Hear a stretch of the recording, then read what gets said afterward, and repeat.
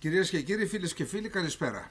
Απόψε είναι 5η, 12 Δεκεμβρίου του 2024. Γιορτάζει ο Σπυρίδων, η Σπυριδούλα, χρόνια πολλά. Γιορτάζει και ο Πειραιάς, νομίζω, χρόνια πολλά και στον Πειραιά, το μεγαλύτερο λιμάνι της Ελλάδας, που έπαιξε καθοριστικό ρόλο στην ιστορική πορεία του ελληνισμού αυτό το λιμάνι. Λοιπόν, έχουμε πραγματικά πολύ σημαντικές εξελίξεις υπό την έννοια ότι σιγά σιγά φτάνουμε κοντά στην τελική λύση της εξίσωσης Συρία, Άσαντ, Ανατροπή, Χαγιά Ταχρήρ, Αλ-Σαμ, Γκολάνι. Φτάνουμε στην τελική λύση και κάποια από τα στοιχεία θα πούμε σήμερα. Λοιπόν, πριν πάμε σε αυτό το θέμα, θα ήθελα να χαιρετήσω πραγματικά μια οικογένεια που ήρθε από το Σίδνεϊ με 3 κορίτσια και ένα αγόρι. Τα παιδιά όλα, κορίτσια και το παιδί και το αγόρι είναι από 16 μέχρι 25, κάπου εκεί πέρα από ό,τι δεν ρώτησα, αλλά για το παιδί ρώτησα που είναι ο μικρότερος, και ήταν ευχάριστη η έκπληξη που είδα ότι και τα 4 παιδιά μιλάνε ελληνικά. Αυτό είναι το ευχάριστο. Το δυσάρεστο είναι, μου έδειξα μια φωτογραφία από μια ποδοσφαιρική ομάδα που παίζει ο μικρός, που είναι ελληνόπουλα όλα, αλλά από τα ελληνόπουλα από τους συνομιλίκους του, μόνο αυτός που ήρθε εδώ μιλάει ελληνικά. Τι σημαίνει αυτό? Σημαίνει ότι η Ελλάδα έχασε τους Έλληνες. Πήγαν οι άνθρωποι εκεί για μια καλύτερη ζωή. Πολλοί πήγαν δεκαετίες του 40, του 50, του 60. Κάποιοι είναι δεύτερης γενιάς εκεί πέρα και τρίτης.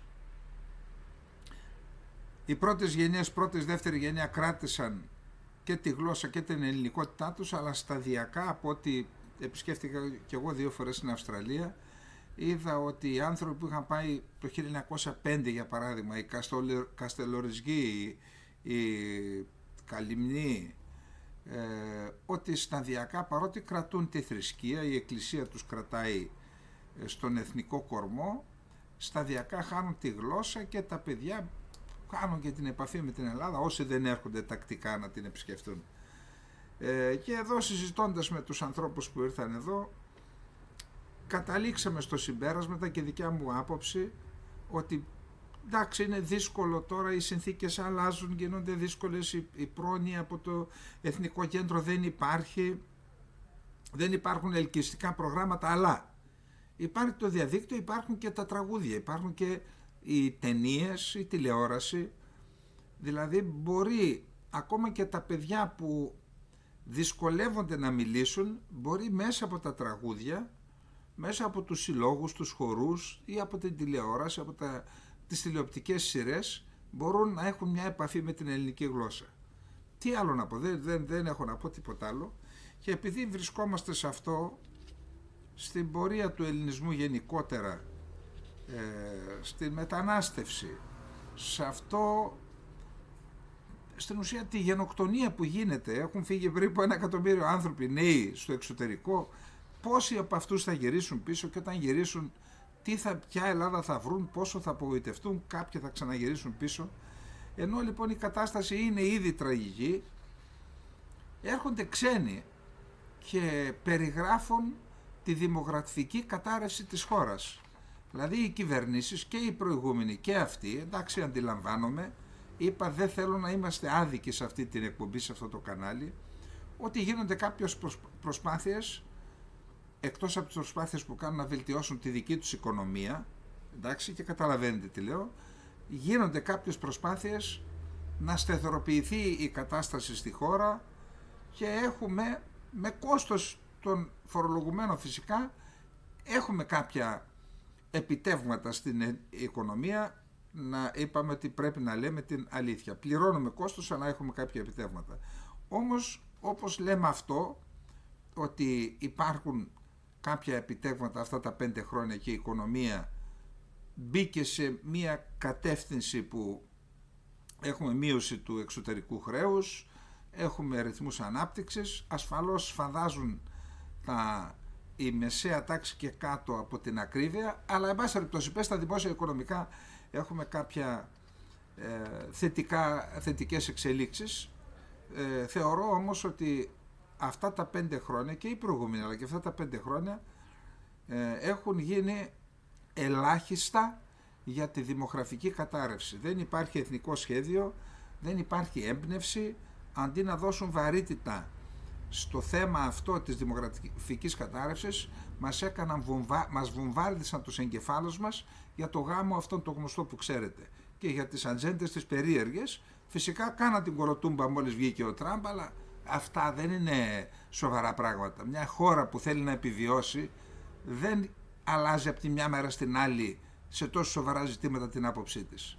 Εν πάση περιπτώσει, ακούστε τι δημοσίευμα έκανε το CNBC για το δημογραφικό της Ελλάδας, ένα ξένο κανάλι, με πόνο για την Ελλάδα, γιατί υπάρχουν ξένοι που αγαπούν και πονούν για την Ελλάδα περισσότερο από αυτούς που μας κυβερνούν ή από κάποιους από αυτούς που μας κυβερνούν, για να μην γινόμαστε με ισοπεδωτικοί.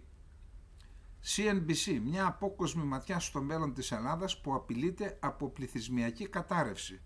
Οδηπορικό θλίψης, οι ξένοι θλίβονται για τα δικά μας χωριά, που αυτή η εκπομπή το έχει κάνει θέμα επανειλημμένες φορές. Οι ξένοι θλίβονται, οι δικοί μας ανοίγουν τρύπες να πάει το μετρό σε κάθε γειτονιά της Αττικής. Λες και η Ελλάδα είναι μόνο η Αθήνα. Καταλάβατε?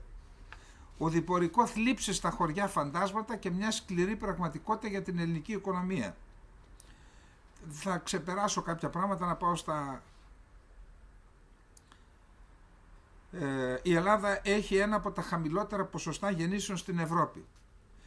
1,3 γεννήσεις ανά γυναίκα, το μισό από αυτό που καταγράφηκε το 1950 και πολύ κάτω από το 2,1 παιδιά που απαιτούνται για την αντικατάσταση και τη συνέχιση, την επιβίωση του έθνους.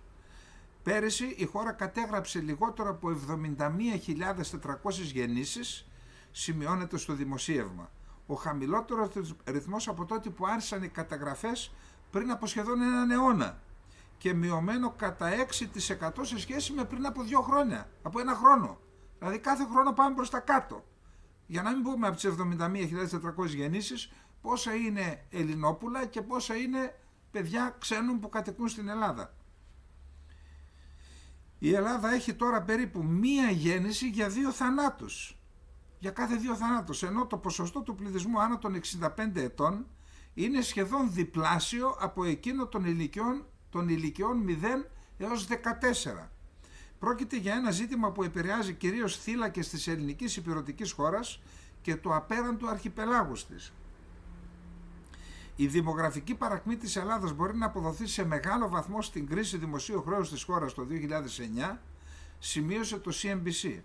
Τα προγράμματα διάσωσης προκάλεσαν χρόνια λιτότητας και οικονομικής δοκιμασίας για τη χώρα, με την οικονομία να συρρικνώνεται κατά το 1/4 τη δεκαετία που ακολούθησε. Οι νέοι ήταν από τους πιο σκληρά πληγέντες από την ύφεση, με την ανεργία στους νέους να κορυφώνεται στο 59,5% το πρώτο τρίμηνο του 2013, υπερδιπλάσια από το εθνικό υψηλό που ήταν 27%. Ως αποτέλεσμα, πολλοί που δεν μπορούσαν να δημιουργήσουν μια νέα ζωή επέλεξαν ως λύση το εξωτερικό. Περισσότεροι από 400.000 άνθρωποι ή το 9% του εργατικού δυναμικού μετανάστευσαν την περίοδο αυτή. Μεγάλο μέρος επίσης μετεγκαταστάθηκε στις μεγάλες πόλεις της Ελλάδας, σε αναζήτηση καλύτερης εργασίας και εκπαίδευσης. Πολλοί δημοσιογράφοι λένε επίσης ότι η μείωση του πληθυσμού της χώρας προέρχεται ακόμη πιο πίσω, στη δεκαετία του 80, μια άλλη περίοδο οικονομικής παρακμής. Η πτώση γεννήσεων κατά τη διάρκεια αυτής της περίοδου οδήγησε έκτοτε σε μείωση των γυναικών σε αναπαραγωγική ηλικία, με το ποσοστό των γυναικών ηλικίας 20 έως 40 ετών τώρα να είναι κατά 15.000 λιγότερες από ό,τι πριν από 5 χρόνια. Η δημογραφική μείωση της Ελλάδας βρίσκεται σε αντίθεση με τις πολύ βελτιωμένες οικονομικές προοπτικές της χώρας. Η ελληνική οικονομία προβλέπεται να αναπτυχθεί κατά 2,2 το 2024 και κατά 2,3 το 2025, ξεπερνώντας τις μεγάλες οικονομίες της Ευρώπης. Η αρχική πρόβλεψη της χώρας για το ΑΕΠ της τάξης του 2,9% του 2025 αναθεωρήθηκε προς τα κάτω λόγω της ευρύτερης επιβράδυνσης στην Ευρωπαϊκή Ένωση. Ωστόσο, οι οικονομολόγοι προειδοποιούν ότι η δημογραφική μείωση θα μπορούσε τελικά να υπονομεύσει αυτή την ανάπτυξη μακροπρόθεσμα. Οι δημογραφικές εξελίξεις είναι απολύτως καθοριστικές για την οικονομική ανάπτυξη γενικά. Έχει να κάνει με τα πόσα χέρια έχεις για να δουλέψεις και πόσο παραγωγικά μπορούν να είναι αυτά τα χέρια, δήλωσε ο Κολίγν, ο οποίος είναι, ο Μπρετ Κολίγν είναι επικεφαλής οικονομολόγος της ING. Χρειαζόμαστε ένα σοκ. Δεν χρειαζόμαστε ένα σοκ, χρειαζόμαστε ένα εθνικό σχέδιο. Ένα εθνικό σχέδιο το οποίο θα καταρτιστεί από επιστήμονες και όχι από τσιράκια του Μαξίμου, από επιστήμονες, και άμα δεν μπορείτε φέρτε και ξένους να σχεδιάσουν την αποφυγή της καταστροφής του ελληνικού έθνους. Όπως πάμε το 2050 η κατάσταση θα έχει πάρει τέτοια τροπή που δεν θα υπάρχει σωτηρία για τον ελληνισμό. Όπως είχα πει πριν από 10 χρόνια που έβγαλα το βιβλίο «Κρίση και Πατριωτισμός», που δεν ήταν τα στοιχεία τόσο αποκαρδιωτικά, είπα ότι το 2050 όσοι ζούμε θα δούμε ότι σε αυτή τη χώρα που λέγεται Ελλάδα θα κατοικούν κάποιοι σαν Έλληνες και θα μιλούν κάτι σαν ελληνικά. Ήδη βρισκόμαστε στο μέσο αυτής της κατάστασης. Λοιπόν, επειδή κάποιοι παραπονούνται ότι δεν βάζω το πρόγραμμα, να δούμε τώρα. Λοιπόν, ο παραλογισμός. Όταν βλέπεις το Υπουργείο Εξωτερικών της χώρας σου να χαιρετίζει την κατάρρευση του Άσαντ, του καθεστώτος Άσαντ, χωρίς να λαμβάνει υπόψη ότι ήρθαν οι τρομοκράτες, τότε πραγματικά, ξέρετε, το έχω ξαναπεί, η πολιτική, αυτή η οποία, ξέρετε, και εκφέρεται δημοσίως από τις αρμόδιες αρχές, είναι και, όταν είναι σωστή, είναι και ένα μέσον ψυχοθεραπείας. Δηλαδή νιώθουν οι πολίτες ότι μπράβο, καλά τα λένε. Όπως είδα πριν από λίγο ένα βίντεο του Ευρωβουλευτή της Κύπρου, του Γεάδη, ο οποίος είναι από ένα κόμμα, πώς το λένε αυτό, που είναι το αντίστοιχο της Χρυσής Αυγής, αλλά επιταβελτίο, δηλαδή δεν χρησιμοποιεί βία και δεν βρίζουν. Αυτός ο άνθρωπος λοιπόν πήγε μια ομάδα κοινοβουλευτική της Τουρκίας στο Ευρωκοινοβούλιο και για να συζητήσουν το θέμα της βελτίωσης των ευρωτουρκικών σχέσεων. 2 μέρες άκουσα τις εισηγήσεις του. Όντως είναι ψυχοθεραπεία. Είπε στους Τούρκους αυτά που δεν τολμάει να πει κανένας. Υπό αυτή την έννοια είναι ψυχοθεραπεία, και όταν ακούς πράγματα παράλογα οδηγούν και σε παραφροσύνη τον κόσμο. Και επειδή μπορεί να θεωρείται ότι, ξέρω εγώ, μπορεί να υπερβάλλουμε, για να δούμε τι λέει τώρα ένας Τουρκοκύπριος για αυτή την κατάσταση. Ο Λεβέντ Σενέρ στην εφημερίδα Αυρούπα που βγάζει στα κατεχόμενα και σε άρθρο του που δημοσιεύτηκε στην εφημερίδα Πολίτης της Κύπρου. Ο κόσμος έχασε τόσο πολύ το μυαλό του ώστε να γιορτάζει τη νίκη της τρομοκρατίας. Ναι, Λεβέντ, το έχασε δυστυχώς, και το έχασαν και ολόκληρο Υπουργείο Εξωτερικών. Δεν ήταν εμφύλιος πόλεμος αυτός. Είχε έρθει απ' έξω η συντριπτική πλειοψηφία των τζιχαντιστών που αποκαλούνται αντιπολίτευση. Εκπαιδεύτηκαν στην Τουρκία, ανατράφηκαν εκεί και εστάλησαν στη Συρία. Ήταν μισθοφόροι στρατιώτες αυτοί και όχι αντιπολιτευόμενοι. Ο πραγματικός κίνδυνος εμφυλίου πολέμου υπάρχει από εδώ και μπρος στη Συρία. Προς το παρόν υπάρχει λαιλασία και αρπαγή. Μετά θα γίνει χαλασμός κόσμου. Σήμερα, σύμφωνα με τον Ερντογάν, ο οποίος θεωρεί τον εαυτό του ως τον νικητή, διοικητή της τζιχαντιστικής νίκης, απελευθέρωσαν τη Συρία.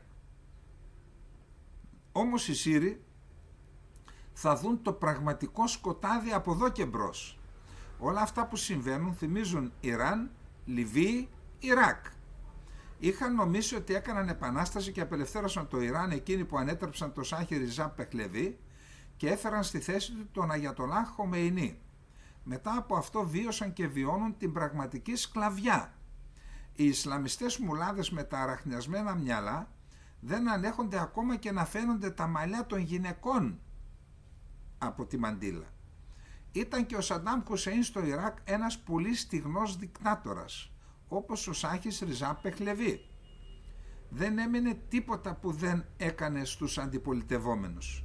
Γιόρτασαν όταν η αμερικανική εισβολή πιλάτεψε το Σαντάμ και γκρέμισαν τα αγάλματά του, και αυτοί όπως εκείνους που γκρεμίζουν τα αγάλματα του Χαφέζ Άζατ στη Συρία τώρα.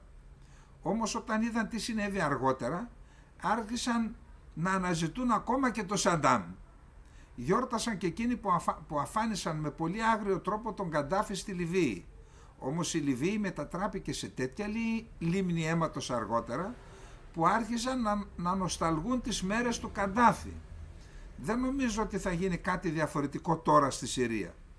Το κοπάδι των τζιχαντιστών που κατέκτησε τη Δαμασκό είχε επικηρύξει τον Άσαντ για $10 εκατομμύρια. $10 εκατομμύρια σε όποιον τον συλλάβει. Και η Αμερική είχε επικηρύξει για $10 εκατομμύρια τον ηγέτη της Χαγιάτ Ταχρήρ Αλ Σαμ, Γκολάνι. Κοιτάξτε τα καμώματα της ιστορίας. Και τώρα χειροκροτεί τον Γκολάνι, τον οποίο είχε επικηρύξει για $10 εκατομμύρια ως τρομοκράτη. Είναι πιο αστείες οι δηλώσεις που βγαίνουν από το στόμα του Ερντογάν, καθώς κατακερματίζεται η Συρία. Αναφέρεται σε προστασία της εδαφικής ακεραιότητας της Συρίας. Αυτή τη στιγμή όμως υπάρχουν τρεις που μοιράστηκαν τα εδάφη της Συρίας: οι τζιχαντιστές, οι Κούρδοι και οι Τούρκοι. Και ο έλεγχος όλων βρίσκεται στα χέρια της Αμερικής από πάνω. Κανοναρχή. Τους τραβά προς όποια πλευρά θέλει εκείνη. Αν δεν μπορέσουν να ενωθούν κάτω από μία σημαία οι τζιχαντιστές που διαχωρίστηκαν σε διάφορες ομάδες μεταξύ τους, μπορεί και αυτοί να χωριστούν περαιτέρω σε μικρά κράτη. Η Αμερική θα κάνει ό,τι χρειάζεται για το Ισραήλ, στο οποίο αποδίδει μάλιστα μεγάλη σημασία. Άλλωστε εκείνη καθόρισε και τα όρια αυτού του πολέμου, όπως τα καθόρισε στην Κύπρο το 1974. Έδωσε τότε άδεια στον τουρκικό στρατό για το μέχρι που θα μπορούσε να πάει και χάραξε τη γραμμή από το Ριζοκάρπασο μέχρι το Λιμνίτη. Στους τζιχαντιστές στη Συρία είπε: μην αγγίξετε τους Κούρδους. Άκουσαν και οι τζιχαντιστές στη Συρία και ο τουρκικός στρατός υπάκουσαν. Επιπλέον, ο Ερντογάν κράτησε την υπόσχεση που έδωσε στον Αμερικανό Υπουργό Μπλίνκεν εξωτερικών. Ο Μπλίνκεν του είπε: μην αγγίξετε τους αμάχους, και εκείνος έδωσε αυτήν την οδηγία με τη σειρά του στους τζιχαντιστές. Μυρίζει ένα νέο Αφγανιστάν κάτω από τη μύτη μας. Στολίζουν τον ηγέτη των τζιχαντιστών Γκολάνι και τον εμφανίζουν μπροστά μας στις τηλεοράσεις, ξεπλημμένο. Ο Γκολάνι μας λέει ότι άλλαξε και ότι δεν είναι ο ίδιος που ήταν παλιά. Αποτελούν παρελθόν, λέει, οι ημέρες που η Αμερική τον επικήρυξε για $10 εκατομμύρια. Ο άνθρωπος είναι διαφορετικός σε κάθε ηλικία, λέει. Τώρα προσπαθεί να πείσει τον κόσμο για το πόσο δημοκρατικός ηγέτης είναι. Θα δείτε. Η Τουρκία θα είναι η πρώτη χώρα που θα αναγνωρίσει το νέο κράτος που ανακήρυξαν.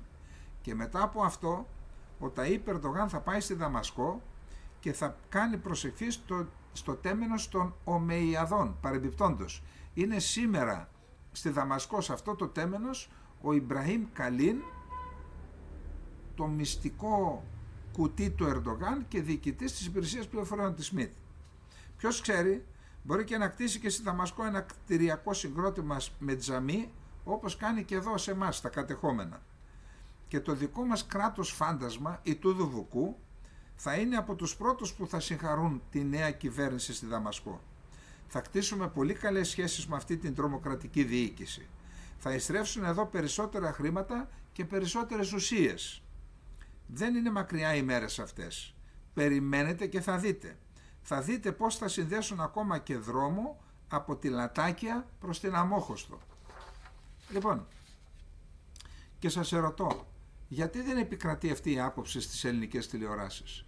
Γιατί οι ελληνικές τηλεοράσεις γκρεμίζουν την εικόνα του Άσαντ, δεν λέω, να λένε την αλήθεια χωρίς χαρακτηρισμούς, ότι ήταν ένας αυταρχικός ηγέτης, ο οποίος ήταν σκληρός με τους αντιπολιτευομένους, αν και ο ίδιος μέχρι το 2011 είχε κάνει βήματα, θα έλεγα, φιλελευθεροποίησης του καθεστώτος. Πότε ξαναέγινε επιθετικός? Όταν του επιτέθηκαν το 2011 με ξένους μισθοφόρους. Εν πάση περιπτώσει, για να μην ξαναπώ τώρα τα ρεπορτάζ που είδα χθες, αφιερώματα, 2 δισεκατομμύρια λέει είναι η περιουσία του Άσαντ. Του Ερντογάν πόσο είναι? Δεν είναι 20-30 δισεκατομμύρια? Γιατί δεν κάνετε? Ποιον φοβάστε? Γιατί δεν κάνετε ένα ρεπορτάζ? Και να σας πω κάτι, ποιο ήταν πιο φιλελεύθερο καθεστώς, αυτό της Τουρκίας ή του Άσαντ? Του Άσαντ, γιατί προστάτεψε τις μειονότητες, γιατί δεν έκανε καμία εκκλησία τζαμί, γιατί δεν έκλεισε δημάρχους εκλεγμένους στη φυλακή. Ποιος ήταν λοιπόν πιο αυταρχικός, ο Ερντογάν ή ο Άσαντ? Κατηγορείται τον Άσαντ, μια φιλική χώρα προς την Ελλάδα, και τι επενείται τους τρομοκράτες οι οποίοι θα γίνουν κολλητοί της Τουρκίας εναντίον της Κύπρου και της Ελλάδας, και μετά περιμένετε να μην τρελαίνετε ο κόσμος με αυτά που λέτε? Λοιπόν, πάμε να δούμε το επόμενο θέμα.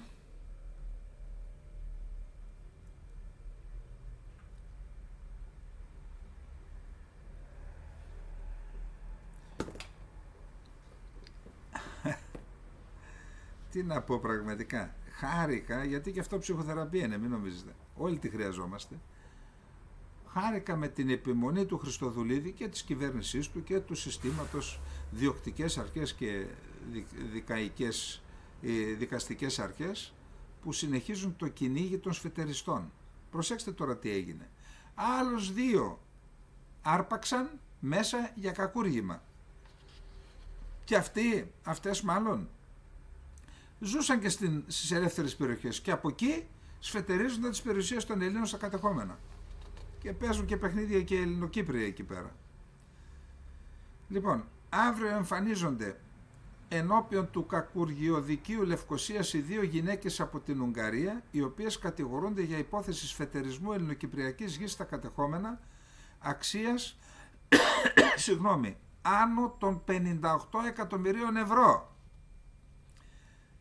Η υπόθεση αφορά την ανέγερση οικιστικών μονάδων από την ιδρυθήσα και εδρεύουσα στα κατεχόμενα εταιρεία Cyprus Constructions Californian Trading Ltd. σε 9 τουριστικά συγκροτήματα. Οι εν λόγω αναπτύξεις από την προαναφερθήσα εταιρική οντότητα έγιναν στις κατεχόμενες περιοχές Αμοχώστου, στην Ακανθού, και Κερίνια, στον Άγιο Αμβρόσιο και την Καλογραία. Η παράνομη ανάπτυξη σχετίζεται με 28 εγγεγραμμένους ιδιοκτήτες Ελληνοκύπριους των επηρεαζομένων τεμαχίων ή μεριδίων σε αυτά. Οι γυναίκες με καταγωγή από την Ουγγαρία είναι αντιμέτωπες με συνολικά 60 κατηγορίες, βάρα, να βγουν από τη φυλακή το 2090 και βάλε, οι οποίες αφορούν μεταξύ άλλων συνωμοσία για διάπραξη κακουργήματος και νομιμοποίηση εσόδων από παράνομες δραστηριότητες.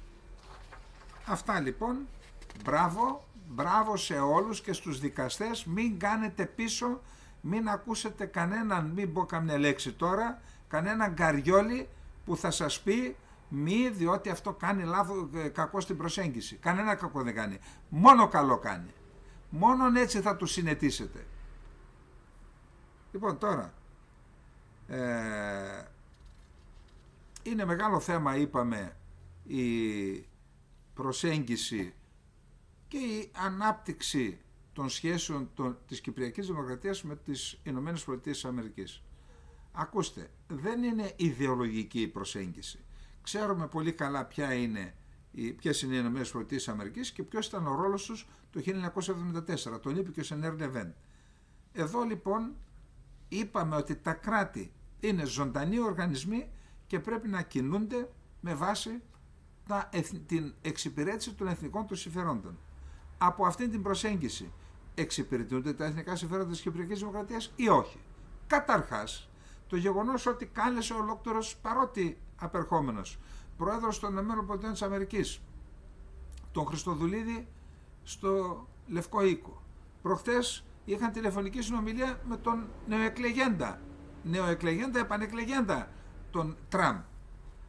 Και το γεγονός ότι στον προϋπολογισμό μπήκε τροπολογία με την οποία συμπεριλαμβάνεται και η Κυπριακή Δημοκρατία στην εκπαίδευση και στις ανατοικές ασκήσεις που θα γίνονται το 2025, 2026, 2027, αυτό γιατί εξυπηρετεί τα συμφέροντα της Κυπριακής Δημοκρατίας? Διότι ο μόνιμος στόχος της Τουρκίας είναι η διάλυση της Κυπριακής Δημοκρατίας, η απαξίωσή της, και γι' αυτό την θεωρεί θανούσα, εκλειπούσα.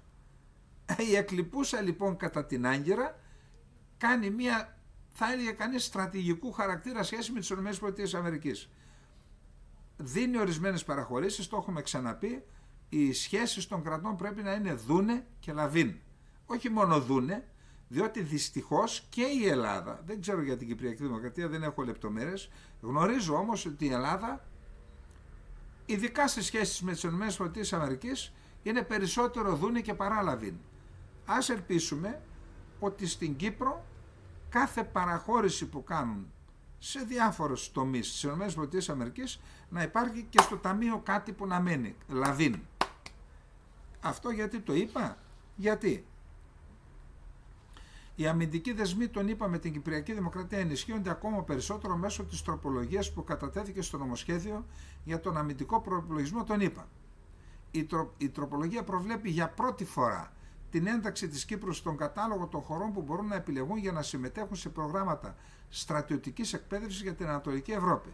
Σε αυτό το πλαίσιο, η Εθνική Φρουρά αποκτά δικαίωμα συμμετοχής σε πολυμερείς ασκήσεις από τώρα μέχρι το 2027, επιτρέποντας με αυτόν τον τρόπο στην Κύπρο να συμμετάσχει σε στρατιωτικές εκπαιδευτικές ασκήσεις υπό τις ΗΠΑ μαζί με άλλες χώρες της Ανατολικής Ευρώπης. Λοιπόν, αυτό νομίζω ότι είναι μια θετική εξέλιξη, αρκεί να την εκμεταλλευτούμε. Και πάμε τώρα να δούμε τι γίνεται στη Συρία. Όταν έχεις χρόνο, ξέρετε, είχα λίγο χρόνο σήμερα, βοήθησε και ο καθηγητής ο κύριος Μάριος Ευρυδιάδης. Ένα εθνικό κεφάλαιο είναι ο Μάριος Ευρυδιάδης. Γιατί το λέω αυτό? Πέραν της επιστημονικής του κατάρτισης, ήταν καθηγητής στο Πάντιο Πανεπιστήμιο και τώρα είναι καθηγητής στο Πανεπιστήμιο Νεάπολης της Πάφου. Πέραν της επιστημονικής του κατάρτισης, που είναι άρτια και υψηλού επίπεδου, υπηρέτησε νομίζω 10 χρόνια στην πρεσβεία της Κυπριακής Δημοκρατίας στην Ουάσιγκτον ως ακόλουθος τύπου και ξέρει πολύ καλά τον τρόπο με τον οποίο λειτουργούν τα μέσα μαζικής ενημέρωσης, το σύστημα ενημέρωσης, προπαγάνδας των Ηνωμένων Πολιτειών της Αμερικής και όχι μόνο. Έστειλε λοιπόν ένα άρθρο,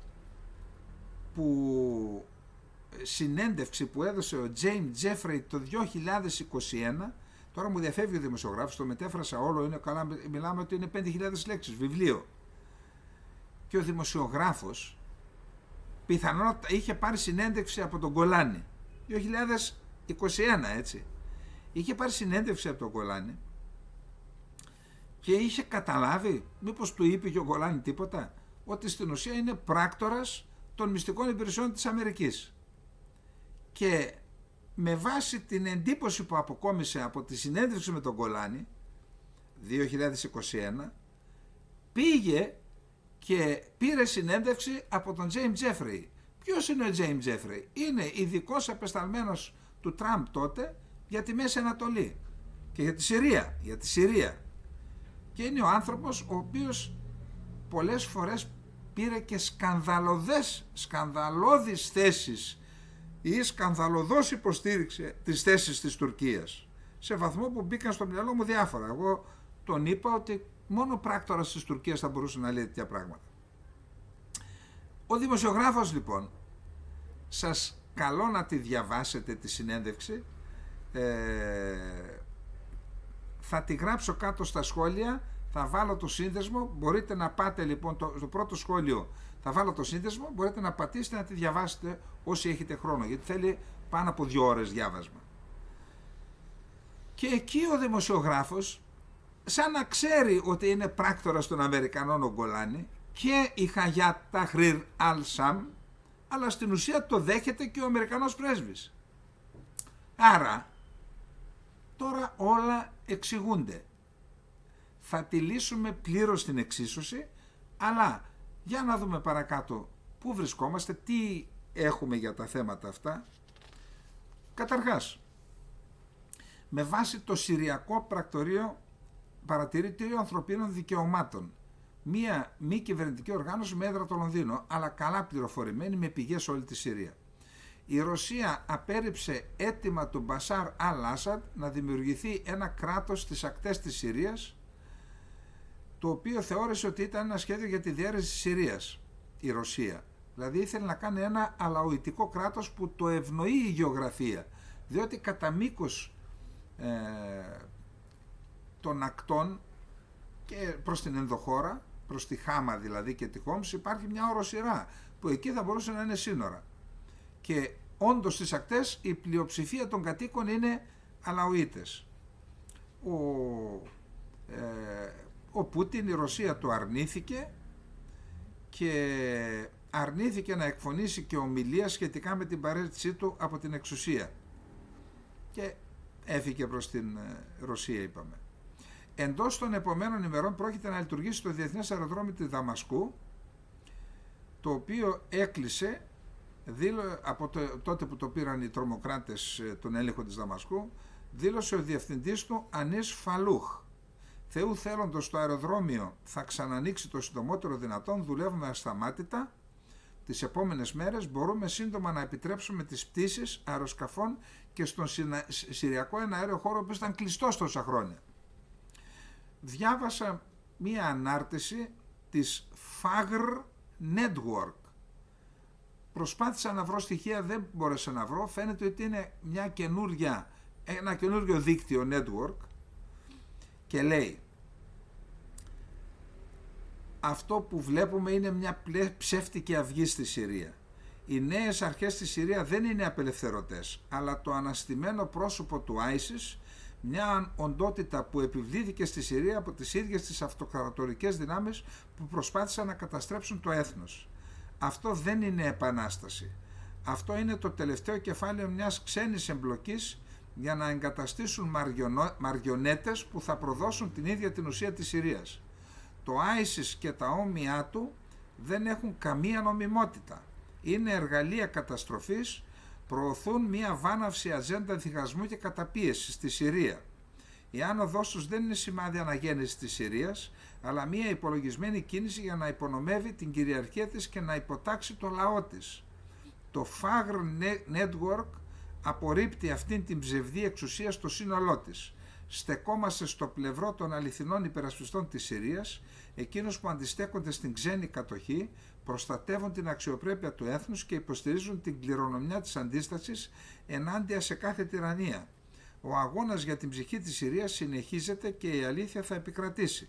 Να πούμε ότι είδα ένα βίντεο με καταδρομής από ένα σύνταγμα ειδικών δυνάμεων καταδρομών της Συρίας στα βουνά της νοτιοδυτικής Συρίας, που λένε εμείς δεν παραδοθήκαμε ποτέ, εμείς πολεμήσαμε γενναία όλα αυτά τα χρόνια από το 2011 μέχρι σήμερα, θα συνεχίσουμε να αντιστεκόμαστε, θα κάνουμε αντάρτικο αγώνα, δεν ξέρω αν υπάρχουν τέτοιες συνθήκες. Τώρα, η δεύτερη δολοφονία που συγκλονίζει τη Συρία σε 36 ώρες. Η πυρηνική μικροβιολόγος Ζάχρα Αλ Χομσίαχ βρέθηκε δολοφονημένη στο σπίτι της. Την προηγούμενη μέρα δολοφονήθηκε ο χημικός Χαμντί Ισμαήλ Ναντά. Η Συρία συντρίβεται από το θάνατο των γιγάντων της. Η αρχή μιας νέας φάσης χάους, λέει το δημοσίευμα. Ο Υπουργός Εξωτερικών τον είπα, εδώ έρχονται τώρα τα ενδιαφέροντα, προσέξτε. Δεν είμαι βέβαιος ότι ο ηγέτης της Χαγιάτ Ταχρήρ Αλ Σαμ θα προστατεύσει τις μειονότητες στη Συρία. Μάγος είσαι, Αντώνι Μπλίνκεν? Πώς να είσαι βέβαιος? Πεντάγωνο. Ο Υπουργός Άμυνας Λόιτ Όστιν τόνισε σε τηλεφωνική συνομιλία με τον Ισραηλινό ομόλογό του τη σημασία της στενής διαβούλευσης μεταξύ των δύο χωρών σχετικά με τις εξελίξεις στη Συρία. Το δίκτυο Axios, επικαλούμενο ενημερωμένη πηγή, ο διοικητής της CENTCOM έφτασε στο Ισραήλ για να συζητήσει τις προετοιμασίες ασφάλειας στα σύνορα με τη Συρία. Ο πρώην σύμβουλος της Μοσάτ, εδώ ακούστε, Μορντεχάι Κεντάρ, υποστηρίζει τη Χαγιάτ Ταχρήρ Αλ-Σαμ, αποκαλώντας τα στελέχη τους καλούς φίλους του Ισραήλ και ζητώντας την υποστήριξη της Χαγιάτ Ταχρήρ Σαμ. Η Χαγιάτ Ταχρήρ Αλ-Σαμ σχεδιάζει να ανοίξει Ισραηλινές πρεσβείες στη Δαμασκό και τη Βηρητό και μία Συριακή πρεσβεία στην Ιερουσαλήμ. Το Ισραήλ είναι λύση, όχι πρόβλημα για αυτούς. Είπαμε ότι θα τη λύσουμε την εξίσωση και ξέρετε τι είναι το τραγικό. Δεν άκουσα κανέναν πολιτικό, γιατί ξέρετε οι πολιτικοί πρέπει να είναι αναλυτικά μυαλά. Αυτή είναι η ζωή τους, με αυτό ασχολούνται. Δεν άκουσα κανέναν πολιτικό και κανέναν διπλωμάτη ή και αναλυτή να εξηγεί και να ερμηνεύει σωστά αυτό που συνέβη στη Συρία. Και είναι κρίμα για τη χώρα, ξέρετε. Δίπλα μας είναι η Συρία. Εμείς έπρεπε να ξέρουμε τι ακριβώς συμβαίνει. Όχι να κοιμόμαστε τον ύπνο του δικαίου και να πανηγυρίζουμε για την καταστροφή που έρχεται για την Κύπρο και την Ελλάδα. Λοιπόν, πάμε τώρα. Το Ισραηλινό Καν Channel.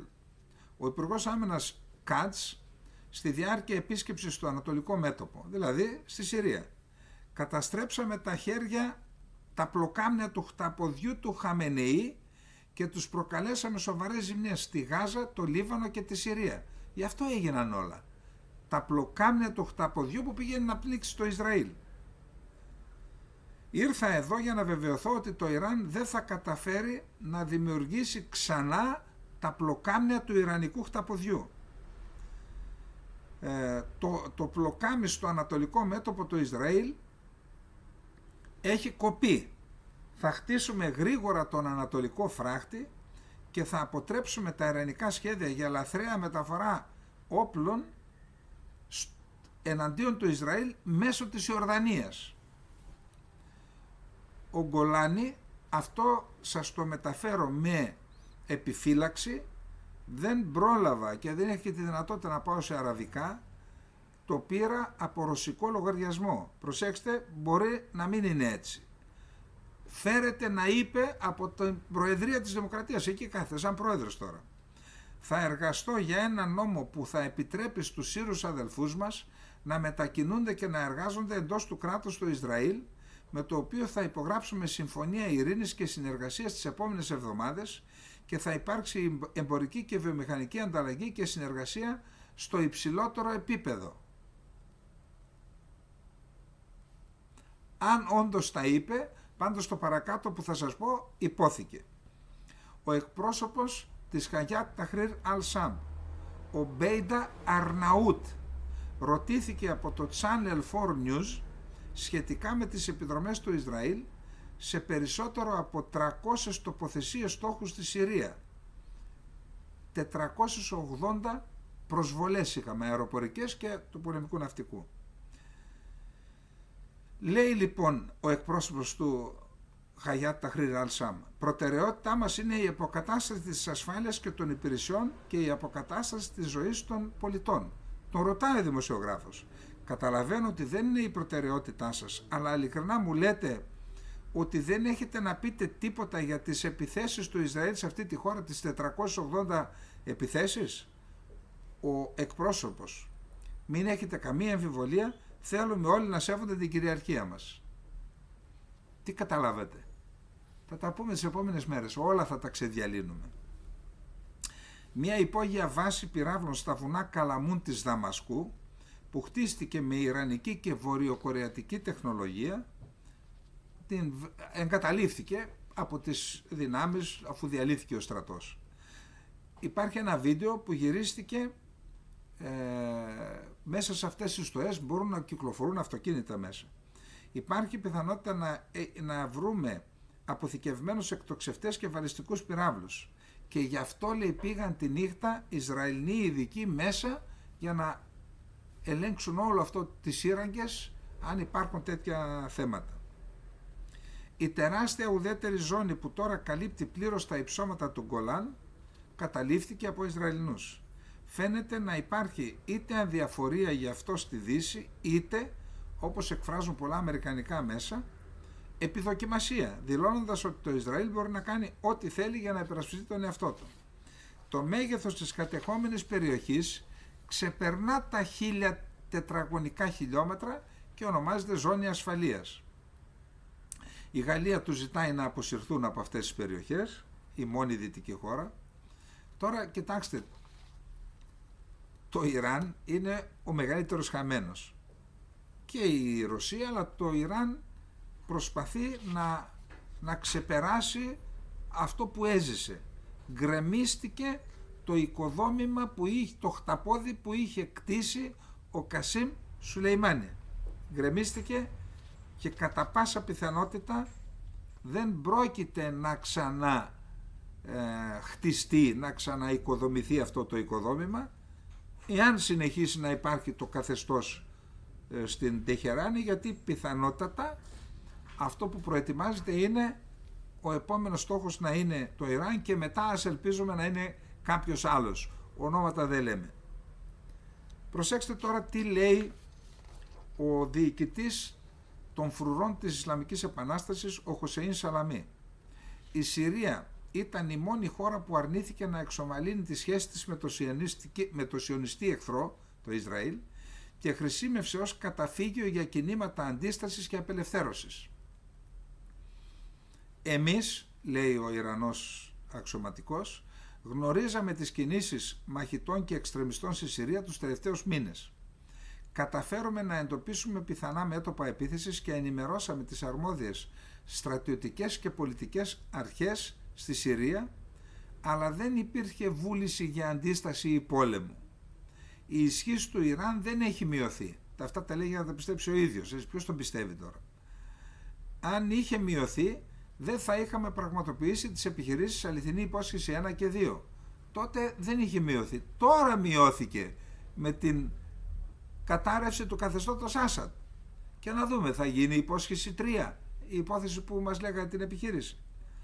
Μερικοί περιμένουν ότι οι φρουροί της Ισλαμικής Επανάστασης θα πολεμούσαν στη μάχη αντί του Συριακού στρατού.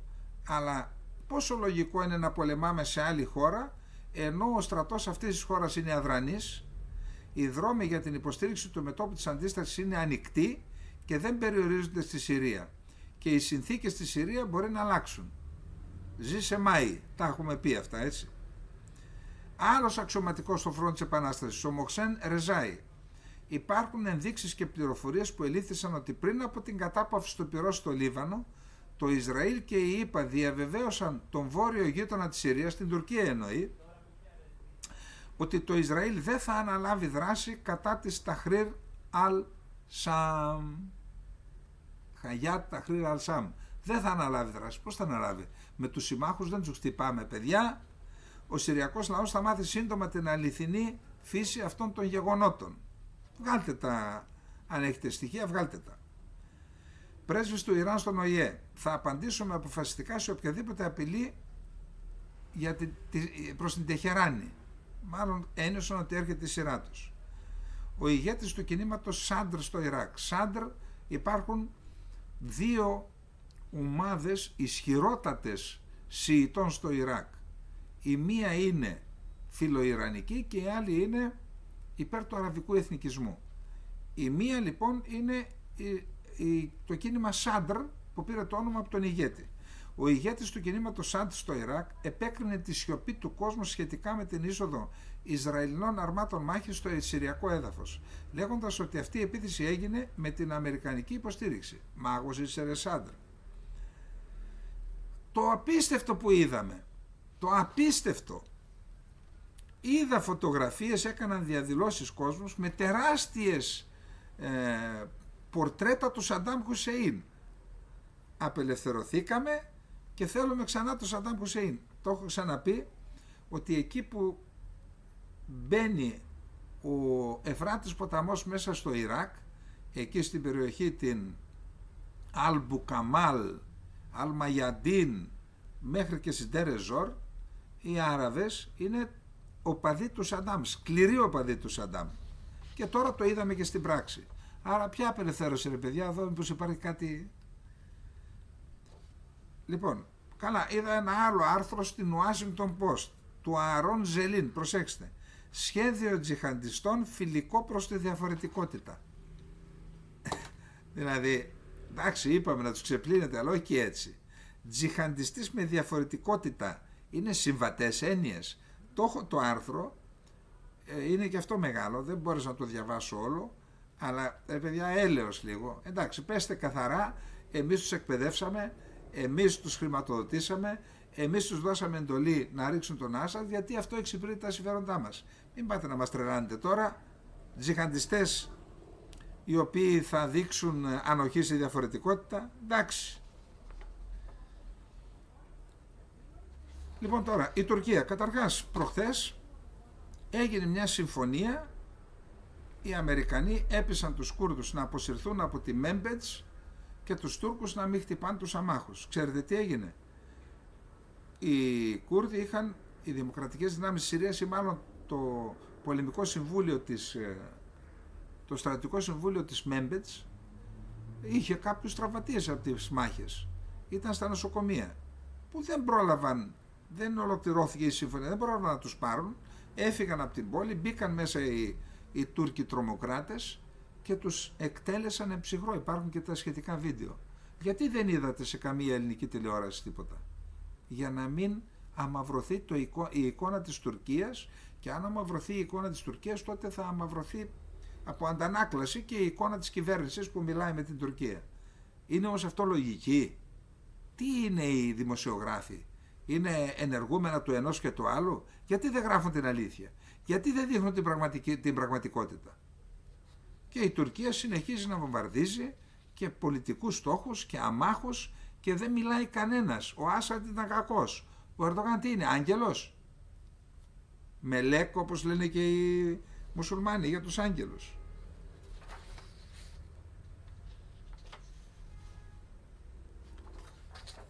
Τώρα, έχουμε ξαναπεί, Ισλαμικό κράτος και Χαγιάτ Ταχρήρ Αλ Σαμ είναι οι δύο όψεις του ιδίου νομίσματος. Απ' την ίδια μήτρα βγήκαν.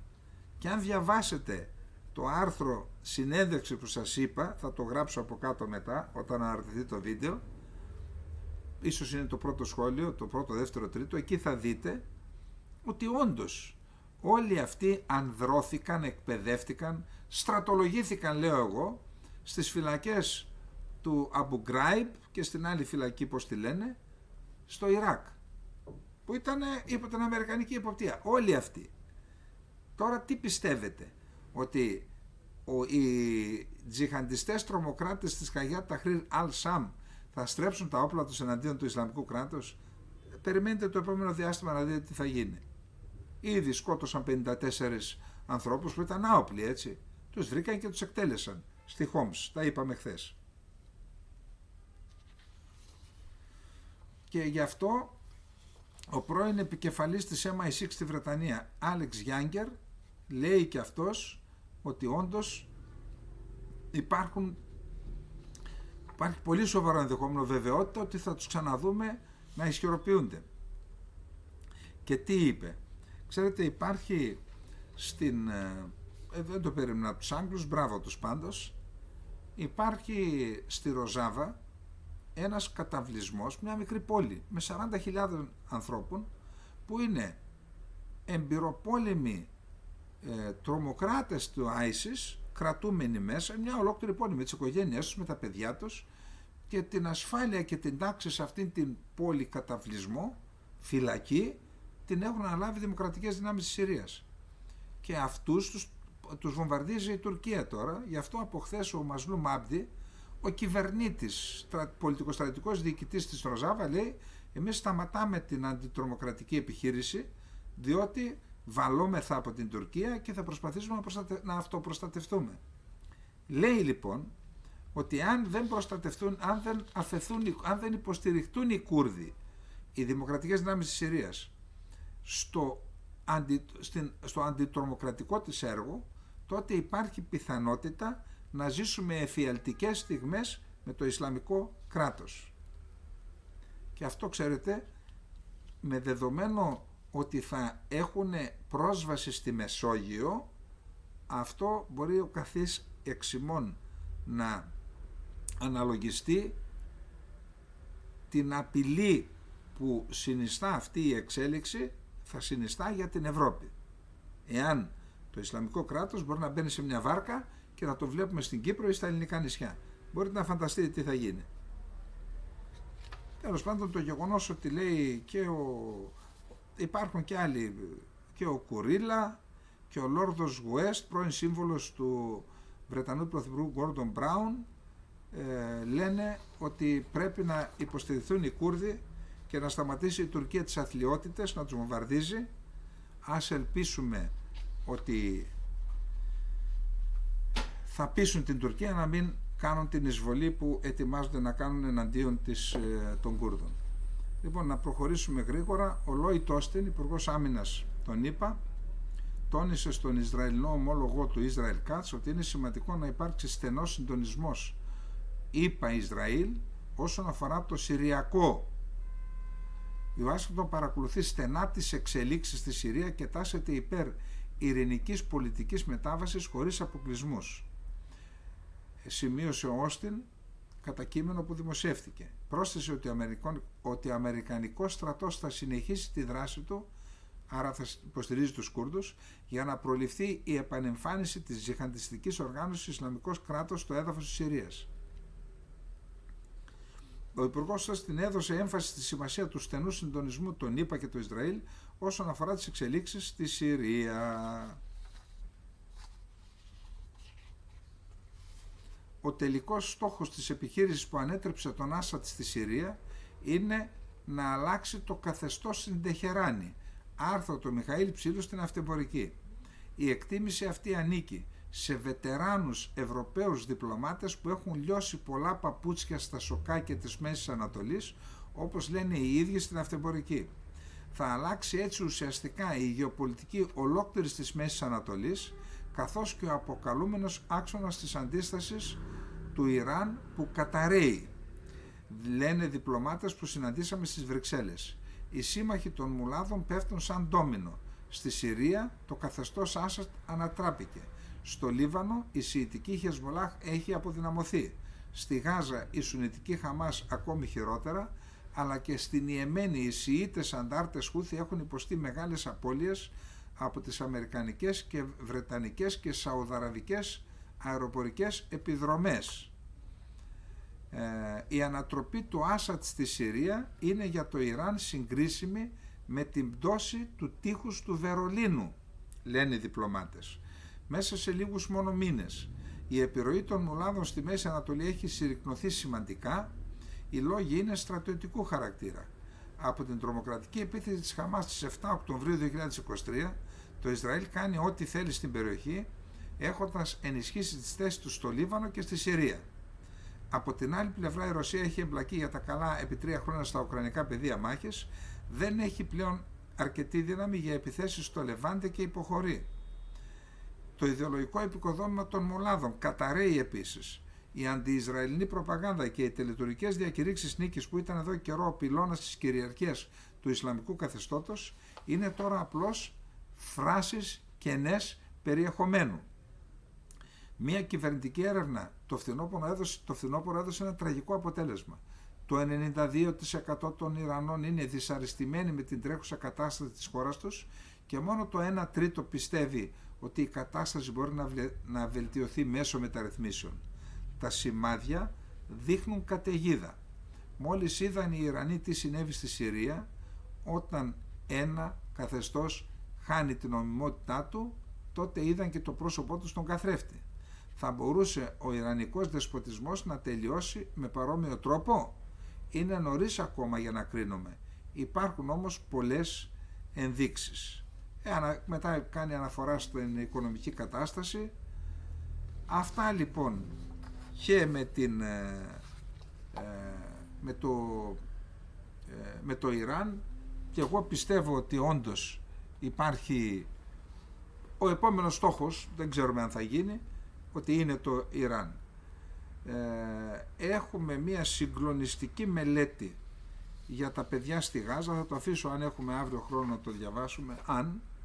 Και επίσης να πούμε ότι σύμφωνα με τη Wall Street Journal, η Χαμάς, αποδυναμωμένη πλέον και αυτή, αποστερήθηκε της υποστήριξης και της Χεσμολάχ και το Ιράν και τον Χούθη, φαίνεται ότι είναι πιο διαλλακτική και δέχεται κάποιους όρους των Ισραηλινών για να προχωρήσουμε σε υπογραφή συμφωνίας για απελευθέρωση ομήρων και μία εκεχηρία 60 ημερών. Λοιπόν, αυτά είχαμε να πούμε για απόψε. Δεν έχουμε χρόνο να πούμε τα υπόλοιπα. Εύχομαι σε όλους καλό βράδυ. Είμαστε εδώ και προσπαθούμε όσο είναι ανθρωπίνως δυνατόν να διαβάσουμε, να μελετήσουμε, να ερμηνεύσουμε τα γεγονότα, γιατί επαναλαμβάνω, η ενημέρωση είναι κρίσιμος παράγοντας για να είμαστε χρήσιμοι σε αυτή την κοινωνία και σε αυτή τη χώρα εμείς οι πολίτες. Κρίσιμος παράγοντας. Λοιπόν, αυτά. Εμείς ευχαριστούμε για τη στήριξη, ευχαριστούμε και τους φίλους μας από το εξωτερικό, κάποιοι μας βοηθούν και με διάφορους τρόπους. Σας ευχαριστώ, σας ευχαριστούμε η ομάδα μας όλους. Χαιρετισμούς στον ελληνισμό, τον απόδημο ελληνισμό, τον ελληνισμό της οικουμένης, και θα τα πούμε σύντομα και με άλλο τρόπο. Λοιπόν, καληνύχτα, να είστε όλοι και όλοι καλά.